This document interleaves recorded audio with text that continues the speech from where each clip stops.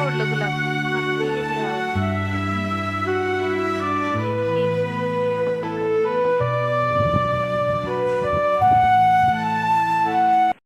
Hi hello नमस्कार सर्वांना. श्री स्वामी समर्थ. स्वामीनीज लाईफस्टाईलमध्ये तुम्हा सर्वांचं खूप खूप मनापासून स्वागत आहे. आषाढी एकादशी आलेली आहे, तर आषाढी एकादशी निमित्त थोडीफार खरेदी केली. ती पण तुम्हाला पुढे व्हिडिओमध्ये पाहायला मिळेलच. मला थोडीशी दिवे आणि त्याचबरोबर आपल्या गार्डनसाठी आणखी नवनवीन झाडं जी आहेत ती मी थोडीशी खरेदी केली आहेत. कुठली कुठली झाडं केलेली आहेत खरेदी मी तुम्हाला पुढे व्हिडिओमध्ये मी दाखवेनच. पण त्या अगोदर सकाळची छान अशी माझी सुंदर दारामधली म्हणजे तुळशीपुढची रांगोळी. तर सकाळी वारं भरपूर असतं, पण आता पाऊस उघडला आहे त्यामुळे आज फायनली रांगोळ घातली. 2-3 दिवस झाला आमच्याकडे भरपूर पाऊस झाला, पण कालपासून मात्र ऊन पडले.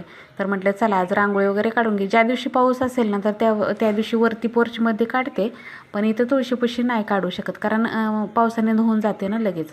आणि पाऊस होता पण चांगला आता 2 दिवस, तर त्यावेळेस काढलीच नव्हती. छान असं मस्त स्वस्तिक काढले. आता हे स्वस्तिक डिझाईनमधलं काढलेलं आहे, त्यामुळे हे काय प्रॉपर म्हणजे डिझाईनमधलं काढलेलं आहे असं. ते स्वस्तिक जे आहे ते परत कमेंट येत राहतात, तुम्ही स्वस्तिक असं काढलं तसं काढलं. तर नाही ताईनं हे डिझाईन म्हणजे रांगोळीमधलं हे डिझाईनचं स्वस्तिक आहे. तर छान अशी रांगोळी काढून घेतल्यानंतर मस्त वाटतं बघा. दारामध्ये रांगोळी नसेल ना 1-2 दिवस जरी रांगोळी नव्हती आता पावसामुळे, तर असं कसं तरी वाटतं. तर अशी छान अशी मस्त बघा तुळशीपुढे आपल्या रांगोळी काढली, छान वाटतं. तर तू खालच्या तिथं बघू शकताय पावसाने दिवे इकडे तिकडे कसेही झालेत. आणि इकडे बघू शकताय छान अशी मस्त कमळाची रांगोळी. वरती रांगोळी राहते, पाऊस जरी असला तरी इथं रांगोळी असते, पण वारं मात्र इतकं असतं ना की इथं रांगोळीच काढता येत नाही. कारण घर जरा उंचावर आहे त्यामुळे डायरेक्ट हवा येते आणि रांगोळी 1 तासभरसुद्धा राहत नाही. म्हणजे माझी मैत्रीण आहे ना शेजारी आमचं, माझ्या मैत्रिणीचं घर जे आहे ना त्यांना काल मी म्हणलं, तर ती मला माझी मैत्रीण म्हणली अहो मी तर रांगोळीच काढत नाही आता. हे महिना 1.5 महिना झाला दारामध्ये रांगोळीच काढत नाही, कारण रांगोळीच राहत नाही. वारंच इतकं प्रचंड आहे ह्यावर्षी. वारं असं वारं कधीच पाहिलं नव्हतं, इतकं वारं आहे ह्यावर्षी. खूपच वारं आहे, रांगोळी अजिबात राहत नाही दारामुळे. तर इथे बघू शकताय मस्त अशी इथं छान रांगोळी काढली. ही रांगोळी आहे ना माझ्याकडे 15 दिवसातनं तर एकदा का होईना पण आपल्या देवघरासमोर असतेच असते. तर देवघरासमोर आहे ना मोठीशी रांगोळी काढता येत नाही, अगदी छोटीशी रांगोळी तिथं काढता येते कारण जागा थोडीशी कमी आहे. आजसुद्धा आपल्या बागेत जेवढी निघालेली फुलं आहेत, आता बागेची छाटणी केली आहे. तुम्हाला उद्या मी पूर्ण बाग दाखवते आपली, कारण आता नवीन जी झाडं आणलेत ना ते पण लावणारच आहे मी. आता उद्या आषाढी एकादशी निमित्त कुठली झाडे लावता येतात ते बघू. कारण आणलेत तर आहे 6 झाडं आणल्यात, त्यातली 6तले आता किती लावणं होतं ते पाहूया. आणि आणखीन झाडं जी आहेत ती पुढचं काही गोष्टी आहेत त्यामुळे मी ती झाडं आणलेली आहेत, तुम्हाला पुढे मी सांगेनच. पण सध्याला जे झाडं आणलेले आहेत ना ते आषाढी एकादशी निमित्त आपलं लावणार आहे. जास्वंदाचं तर इतकं छान आहे ना ते जास्वंदाचं झाड जे आहे ना ते मला खूप म्हणजे खूप 5-6 वर्ष झालं मी माझ्या बहिणीच्या दारात पाहिलं होतं, तेव्हापासून मला ते झाड पाहिजे होतं. आणि फायनली मला ते आत्ता मिळालं. इतका मस्त असा पिंकिश कलर आहे जास्वंद, त्या राणी कलरचं जास्वंद. आणि ते फुलं अगदी छोटं आहे, खूप मोठं नाही जास्वंद. आणि देवघरात खूप छान दिसतं त्यामुळे ते घेतलेलं आहे. बाकीची फुलं कुठली झाडं घेतलेत ते तुम्हाला पुढे दाखवतेच मी. इकडे छान अशी देवपूजा झाली. देवपूजा झाल्यानंतर म्हणजे देवपूजा अगोदरच झाली होती, फुलं नंतर आणून देवांना वाहत असते. देवपूजा अगोदर करून घेते, नंतर फुलं आणायला जात असते बागेत. तर इकडे बघू शकताय छान अशी देवपूजा झाल्यानंतर देवघरातलं वातावरण छान मस्त प्रसन्न असं वाटतं.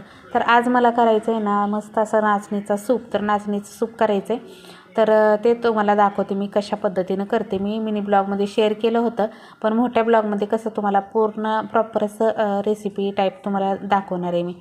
तर ज्यांना डाएट करायचं असेल तर त्यांनी असे वेगवेगळ्या भाज्या घालून नाचणीचं सूप केलं आणि रोज 1 वाटी जर नाचणीचं सूप पिलं ना तर भरपूर असं वजन कमी होतं.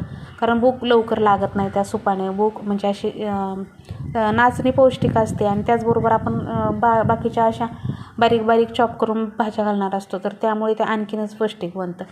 तर इकडे जाऊन तुम्हाला आपली पूजा दाखवते. आजची पूजा कशी झाली नक्की मला कमेंटमध्ये सांगा. आणि चला तर आता आपलं जे रेग्युलर रुटीन आहे त्या रुटीनला सुरुवात करू. रोज व्हिडिओमध्ये देवपूजा दाखवल्याशिवाय मला अजिबात करमत नाही, असं वाटतच नाही. मग माझा पूर्ण व्हिडिओ झाल्यासारखं वाटत नाही. त्यामुळे ना मी माझी जशी मी पूजा करते ना रोज तशी तुमच्याशी शेअर करत असते. इकडे आपले आणि आज हो बरं का, तर गुरुवारचा हा व्हिडिओ आहे. एडिट करते मी आज शुक्रवारी, पण गुरुवारचा व्हिडिओ आहे तुम्हाला सांगते. आणि आजपासून मी आहे ना 14वा अध्याय लावलेला आहे. म्हणजे रोज सकाळी 14वा अध्याय देवपूजा झाल्यानंतर किंवा जेव्हा वेळ मिळेल तेव्हा म्हणजे एकच टायमिंग ठेवायचं, संध्याकाळी किंवा सकाळी.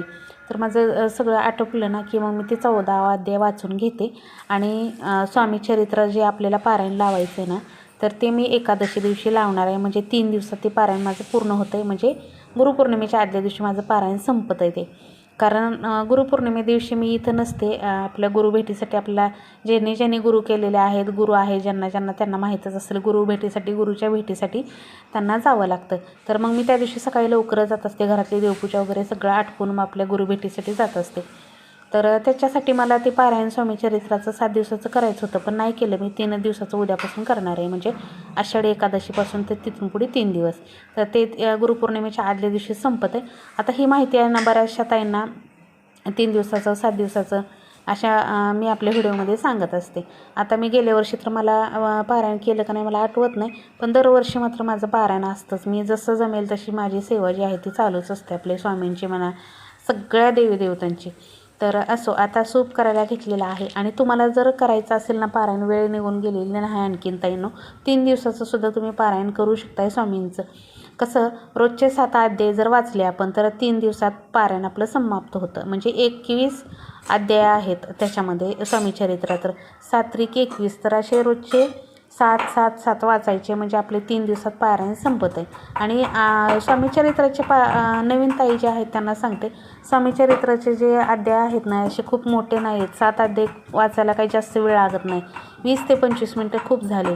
म्हणजे ज्यांना जास्त वाचता येत नाही त्यांच्यासाठी अर्धा तास लागेल, पण जे नेहमी वाचतात ना तर त्यांच्यासाठी 20 मिनटं, 15 मिनटं किंवा 25 मिनटं खूप झाले. तर त्यामुळे जास्त लागत नाही ताईंनो. 7 अध्याय आहेत. असं 3 दिवसाचं पारायणसुद्धा तुम्ही करू शकता. त्याचबरोबर सगळ्यात अगोदर पारायण, पोथी वाचायच्या अगोदर आपल्याला 11 माळी किंवा जेवढ्या तुम्हाला जमतील तेवढ्या माळा जप करायचा, स्वामीस्तवन वाचून घ्यायचं आणि त्यानंतर आपल्याला पोथी वाचायला स्टार्ट करायचं. आणि त्यानंतर शक्य झाल्यास तुम्ही स्वामींची आरती करू शकता. ज्यांना जमते त्यांनी करू शकता.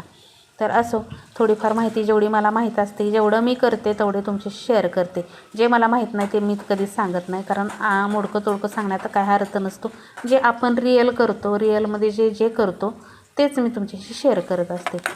तर आता सूप करायला घेतलं आहे आणि इकडे बघू शकताय आता ह्यांची डाएट आहे ना, वजन कमी करण्यासाठी हे प्रोग्राम चालू आहेत. रोज वेगळ्या प्रकारचा नाश्ता असतो. त्याचप्रमाणे तूप टाकलेलं आहे आणि तुपामध्ये भरपूर असं लसूण आहे ना टेचून टाकलं आहे. त्याचबरोबर अर्धा कांदा टाकला आहे. आता ह्या भाज्या खूप झाल्या होत्या त्या सूपमध्ये. आपल्याला किती क्वांटिटीमध्ये सूप करायचं त्याच्यावर असतं. मोठा एक बाऊल सूप करायचा आहे, तर त्याच्यासाठी हे थोडंच घ्यावं लागतं. पण आम्ही दोघं पण पितो, म्हणजे ते पण पितात आणि मी पण पिते. त्यामुळे मग मला मोठ्या 2 वाट्या आहेत ना सूप करायचं होतं. म्हणजे 2 ग्लास पाणी टाकलेलं होतं मी. 2 ग्लास म्हणजे दोघाला 1 ग्लास. आटून थोडंफार कमी होतं पत्ते. आणि त्या अगोदर मी म्हणजे जे आपल्याला नाचणीचं पीठ आहे ना ते भाजून घ्यायचं. भाजून 2-3 दिवसाचं भाजून ठेवलं तरी चालतं आणि खूप टाकायचं नाही.